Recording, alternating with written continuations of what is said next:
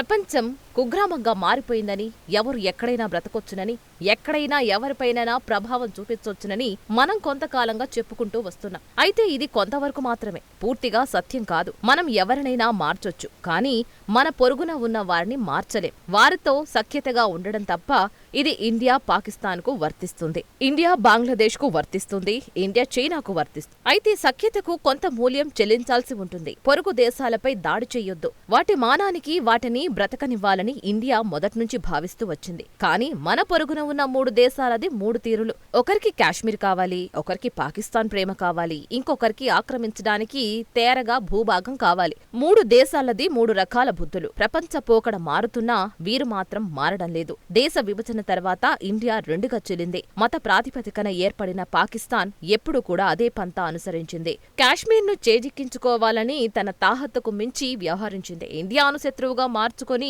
ఆగమయ్యింది. ఒక రకంగా చెప్పాలంటే తన సొంత ఇల్లును చక్కబెట్టుకోవాల్సిన పాకిస్తాన్ కాశ్మీర్ కోసం అబాసుపాలైంది. ఇండియా లాంటి దేశంతో అది కూడా కాశ్మీర్ కోసం కోట్లాడి అక్కడికి తీవ్రవాదులను పంపించి ఇండియాపై సీమాంతర తీవ్రవాదాన్ని ప్రేరేపించడం వల్ల ఒరిగేదేం లేదని 75 ఏళ్లలో పాకిస్తాన్కు క్లియర్ పిక్చర్ కనిపించింది. కానీ పాకిస్తాన్ మాత్రమే నేటికి కుప్పిగంతులు వేస్తోంది. ఇండియా ఎప్పుడు తమతో పోటీగా వస్తుందా అన్న వర్రీలో ఉండే చైనా పొరుగున ఉన్న పాకిస్తాన్కు పప్పు బెల్లాలను అందిస్తూ మనపైకి ఎగదోస్తోంది. ఊరికే పైసా ఖర్చు చేయని చైనా 1 బెల్ట్ 1 రోడ్ ప్రాజెక్టు కోసం కోట్ల రూపాయలను ఖర్చు చేస్తున్నట్లు కహానీలు చెప్పింది. అయితే చివరికేం జరుగుతోంది? ఆ ప్రాజెక్టు రేపో రోజు చైనాకు గుదిబండగా మారడం ఖాయం. ఇక పాకిస్తాన్కు చైనా డబ్బులు కావాలి, కాశ్మీర్ కావాలి, ఆ పేరుతో అక్కడి పాలకులు పాపం గడుపుకోవాలి. చైనా పాకిస్తాన్ కోసం ప్రేమ నటిస్తోంది, కానీ ఇవ్వాల్సిన దానికంటే చిల్లిగవ్వ కూడా ఇవ్వదు.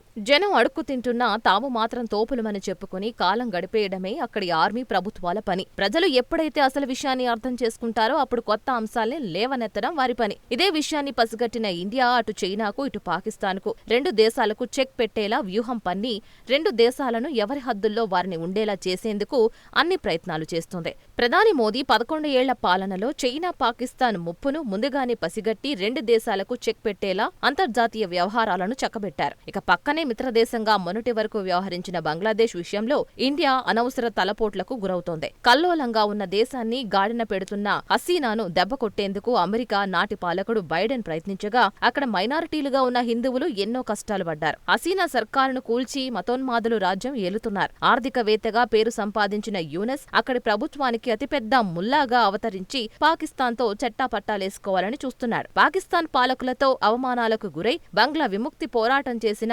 ముజిబుర్ రెహమాన్ చరిత్రను చెరిపివేయాలని కలలుగంటున్నాడు. అక్కడ మరో యుద్ధం ప్రజాస్వామ్యాన్ని కాపాడేలా మారిన సమీకరణాలతో జరగొచ్చునని ఆశించవచ్చు. ఇప్పటికీ తన పీఠం తనకు తిరిగివ్వాలని బంగ్లా మాజీ ప్రధాని షేక్ హసీనా అటు ఇండియా ఇటు అమెరికాకు విజ్ఞప్తి చేస్తున్నారు. ప్రపంచ శాంతి కోసం బంగ్లాదేశ్ పాలకులను మార్చాలని ఆమె కోరుతున్నారు. ఒక్కో దేశం సంగతి తేల్చుతున్న ట్రంప్ త్వరలో బంగ్లాదేశ్ పై దృష్టి సారించడం ఖాయం. అంతిమంగా ఇండియా 3 అంశాలపై తటస్థ వైఖరి, మేక్ ఇండియా గ్రేట్ అగైన్ నినాదం సఫలమవ్వాలని ఆశిద్దాం.